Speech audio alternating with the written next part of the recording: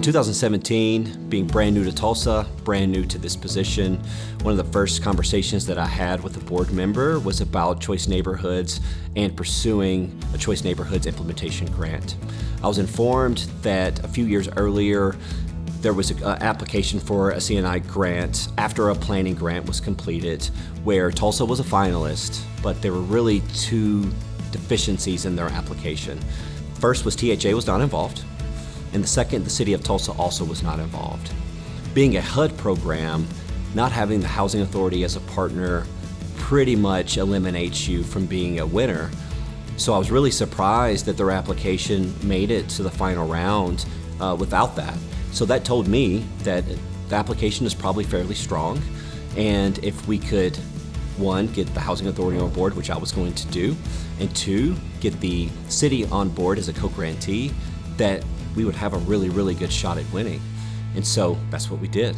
I think historically, because of our work really with homelessness prevention, that we realized that Tulsa really lacked quality, affordable housing, both in quality and quantity, and that there was a real need to, again, establish this environment where affordable housing is built much quicker and much better and in more quantity than we had seen in the last couple of decades in Tulsa.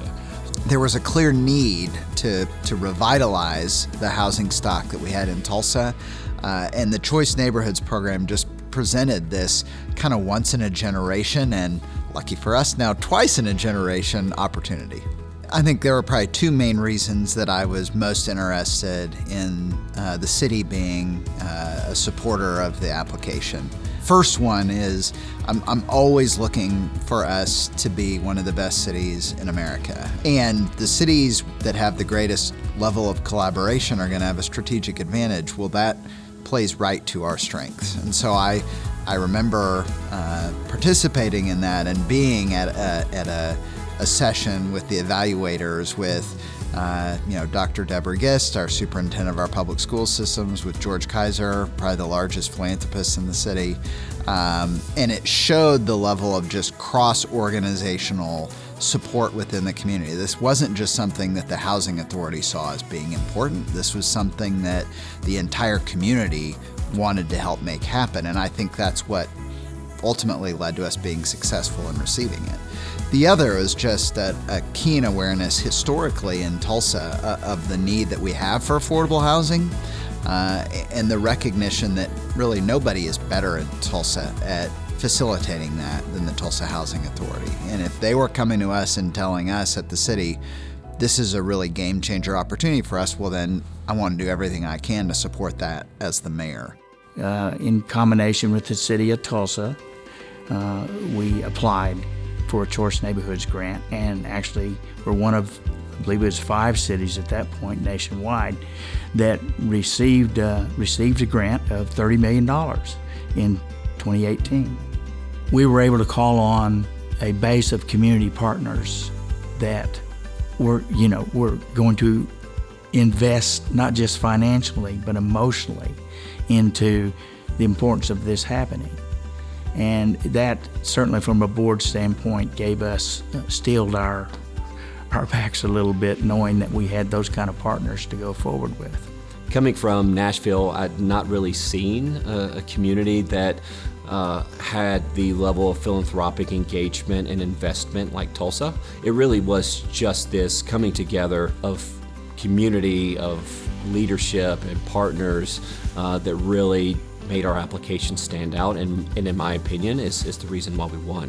Although it was a very large grant for us, and it was what we would consider a little bit of a risky grant because we had not worked closely with Tulsa Housing before, we thought that they were poised as an organization to make a real difference in this neighborhood, and so we came in pretty much full bore based on the documented need that Housing Authority had to really make this the best development that it could.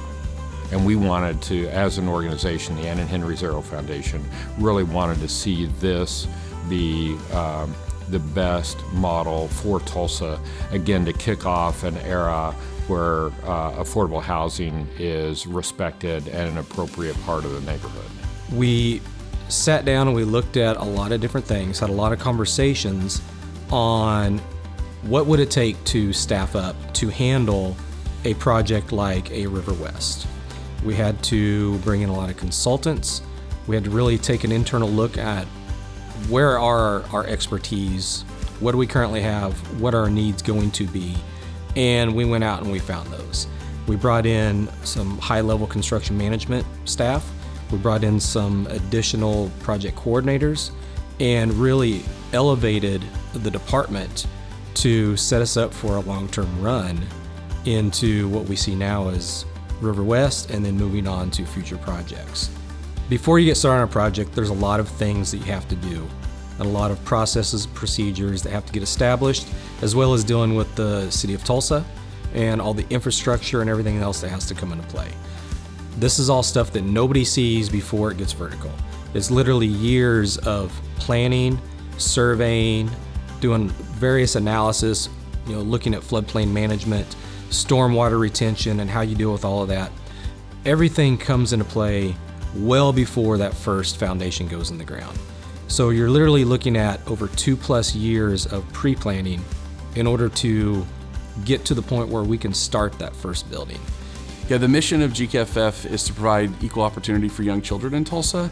And so the comprehensive approach from the Choice Neighborhood framework is about uplifting kids out of poverty and giving them opportunities for success. And we know that neighborhood conditions matter in the success of a family. And so, again, that comprehensive strategy from the HUD Choice Neighborhood program really addresses all those issues that families face and improve those neighborhood conditions. A lot of research was coming out at that time about how neighborhood conditions also are a major impact on kids' success and family success. And so that's when we started invest in housing. We did a neighborhood master plan with the community, almost 1,000 residents. And then there was an urban renewal area that was left over from the city there. And so that's when we started to develop mixed income housing kind of directly with ourselves. And so that success led us to our natural evolution of being interested in investing with the Housing Authority. So during this project, we obviously were dealing with the pandemic really from start to finish. So we had an amazing amount of issues to figure out. We had unprecedented cost inflation, supply chain issues, labor shortages. Really, it was a different challenge every week, and we just had to figure out how to pivot and respond and move and keep moving the ball forward. COVID was a very big challenge for us as any developer throughout the country, and I would say there were a couple of things that went our way. I do believe a big part of it was we had a very strong contractor in Key Construction. They were able to manage a lot of the issues that other people were having throughout the country in purchasing materials well in advance of certain dates to keep us on schedule. I think that was kind of one of the big hallmarks. With us as an organization, we do have construction management in-house that worked with Key to kind of make sure that we hit those triggers. We actually had a conversation right as we were getting ready to start phase 1 of should we delay the project, and we decided to move forward. But then really the supply chain stuff really started to come into play. And it was just an evolving thing. You didn't really know what you couldn't get at a time. It wasn't always the same thing. So the key is just being flexible. And I think one thing that this team did really well, and I mean, Housing Authority, the designers, us, was you just got to figure out a solution, whether that's a different approach, an alternate material, resequencing the course of construction out of how you really want to do it with how you can do it based on what you can get your hands on. Seeing progress and seeing the plan that you've talked about for so long start to come to life really then provided the motivation and the push to just keep going. You can't drive by without being proud. I remember, what this neighborhood looked like before. and I know what it looks like now, and so you have to be very proud. It's just really been amazing. I mean, when we first started and the original properties were here, and then as we would, demolish those and then replace it, it was great. I still think about like the phase 1 ribbon cutting when the residents were moving back and how excited they were with the new facility and whatnot. But it's not just the housing. It is the neighborhood school that's decided to double down on quality for the neighborhood. It's a new YMCA that is going to change the opportunity for especially kids, but really for everybody, to have a good quality facility. And then it's all the aspects of, in a neighborhood, I mean, you're right here by the river. This was a dilapidated and depressed area, and we're moving beyond that. And it's really just starting, because I think this will project a change that will occur really over the next decade to really transform this whole area. And then Tulsa can recognize what a jewel it is, so close to downtown, so close to the river and the gathering place, and it just creates an opportunity for people who live in this area to thrive. We were connected to this project from the very early stages as helping to design what a plan would look like to come into a community and really stand up a workforce training program. And that's really in partnership with great leaders at THA, but also a lot of the private philanthropy that helped fund this project, from the George Kaiser Family Foundation, Schusterman, as well as Zero. Tulsa Works Career Academy is basically a training program that we have many training programs under the umbrella of the Career Academy. Our purpose is to train, certify, and then help people find employment in some industries that we have. So forklift training and unarmed private security, we have computer class training, all helping people find employment. But what we saw and what we hear in the River West area was people who did not have employment at all, or had very low history and even little bit of employment, so they were very underemployed.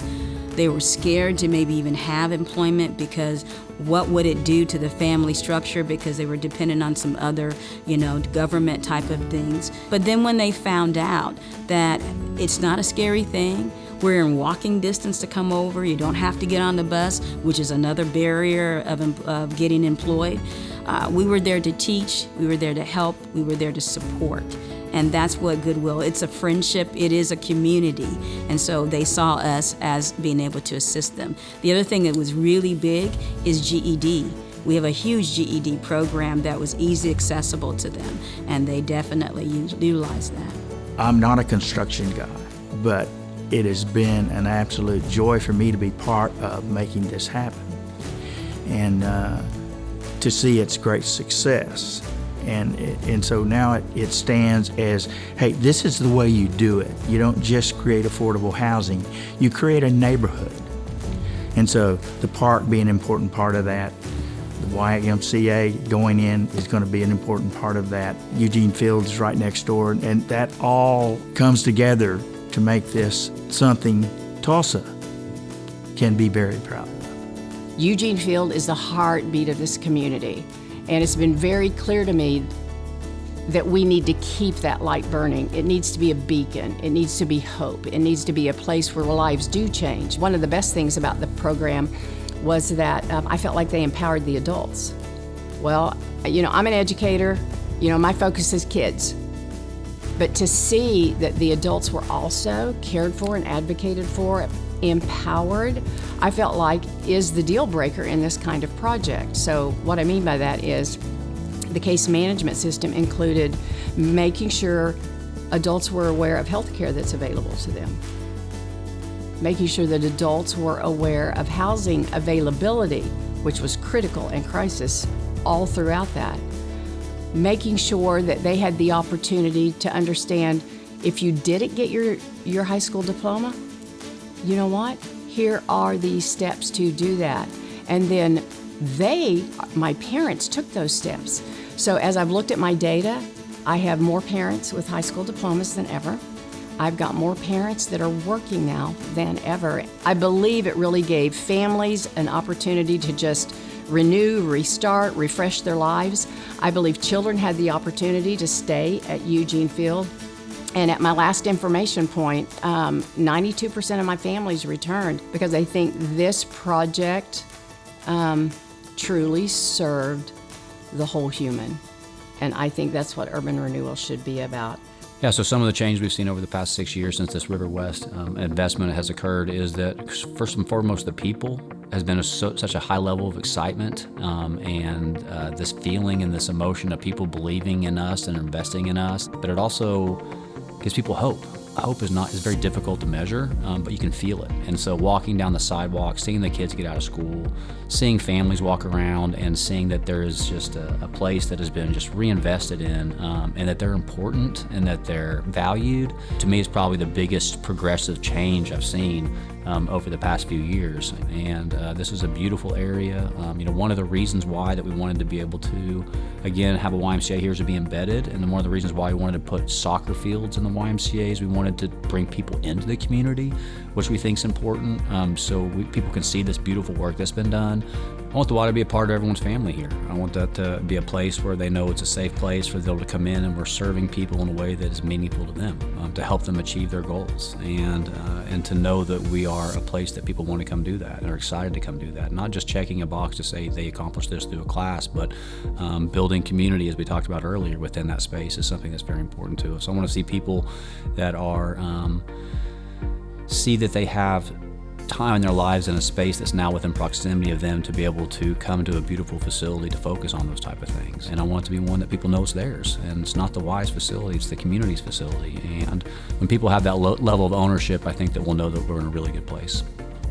As far as housing instability and what it means to a person through the eyes of somebody we served. He was here, his history of job history was not great, and also he himself had gone through some justice involvement issues too, and he was living here with his mom, and he just didn't think that based on what his own past had been, would he be accepted. We worked together, and he went through our forklift training program. He got his certification. But the other thing that he wanted to do was, where can I find housing for himself?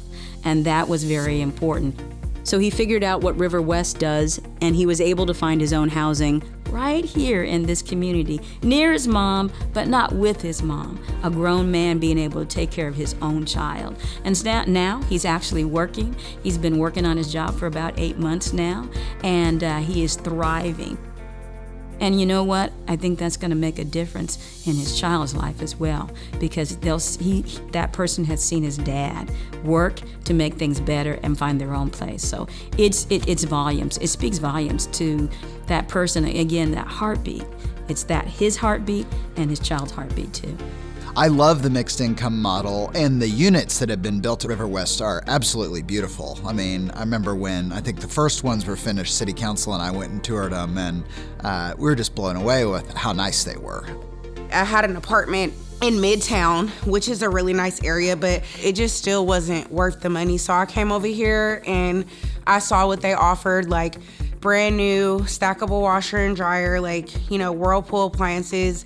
I like the fact that, there's like a play park for kids. I like the fact that Tulsa Library comes out. Like, they do a lot of things in the community over here. If you're a single woman like myself, and you're new to the area, like, this would be a great place because it's secure. I'm really happy with the property. Really just makes me proud to be a part, and really the whole key team here, to be a part of a project like this that has such a big impact for the quality of the housing for the residents. I think if we can point to any one thing that's helped get us where we are, it's that we brought the right people in and kept some of the right people to get the job done in the executive team. I just think that it's a wonderful place to be now, and I just see it's going to flourish. It really will. So if I think about where we were when we started this project and where we are now, it's a huge transformation. Overall, as I look at the neighborhood now, I'm just so proud of the work that's been done. I'm proud of having been a part of this, because I do think it was life-changing for people, and I think we're all lucky to have been a part of it.